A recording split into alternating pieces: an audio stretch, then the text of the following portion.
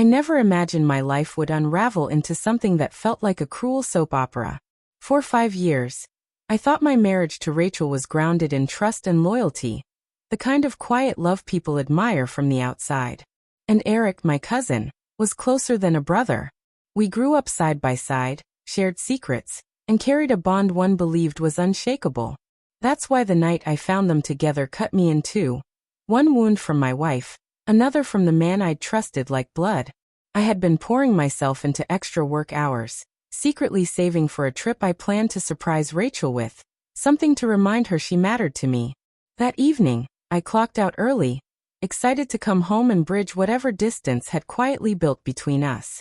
Her car was parked outside, but the house felt unnaturally hushed. From upstairs came muffled voices. My chest tightened as I climbed the steps and pushed open our bedroom door. There they were, Rachel tangled with Eric in a way I couldn't mistake. The world lurched sideways. For a moment, I was frozen, unable to process what my eyes showed me.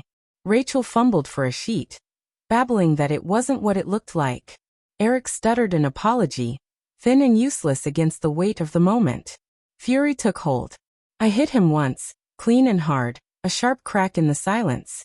Then I ordered them both out and shut the door on the life I thought I knew. The next day, I turned to my parents, expecting comfort. Instead, I walked into something that felt like betrayal's encore.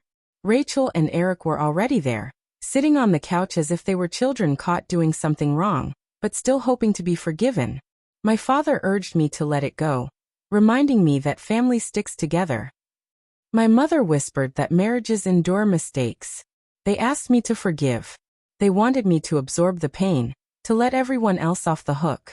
That was the moment clarity set in. If they all chose to stand together, then I would stand alone. I filed for divorce. I froze every joint account so Rachel couldn't quietly gather the pieces of the life she'd thrown away. When her employer caught wind of the scandal, she lost her job. I didn't act out of spite. I acted to ensure there were real consequences. Eric had always been cushioned, the golden boy of the family, the one who stumbled but never fell because someone else softened his landing. This time, I made sure his ledgers spoke for themselves. I didn't need to expose every rotten detail, just enough to unravel his carefully polished facade. Within weeks, his finances collapsed. His father cut him off. His privilege dissolved, and for the first time, Eric tasted panic. The family turned to me afterward, reaching with regret and pleas. I gave them silence. Months later, I heard Rachel and Eric tried to make a relationship out of what was left between them. Without the comfort and status they once enjoyed, their attempt crumbled. What had seemed so intoxicating in secret wasn't strong enough to survive the light of reality. Meanwhile, I built myself back up. Piece by piece, day by day. I moved, restructured my life, and surrounded myself with people who reflected the respect and loyalty I had always offered. A year later, I met someone who gave me a sense of stability and kindness I hadn't known in years. We got engaged, and for the first time in a long time, I felt like my future belonged to me again. When my mother called, her voice lined with regret, asking if she could be part of my new life, I listened quietly. And then I chose to keep the door closed. I won't return to a place where loyalty can be negotiated away. I don't take satisfaction in revenge for its own sake. What I did was not about cruelty but about reclaiming control.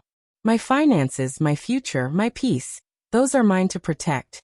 They lost their place in my life, and that loss became the sharpest consequence of all.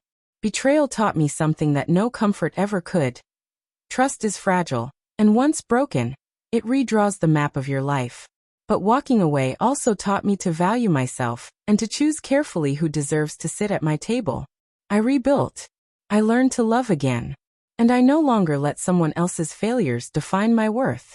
They can live with regret. I choose to live beyond it.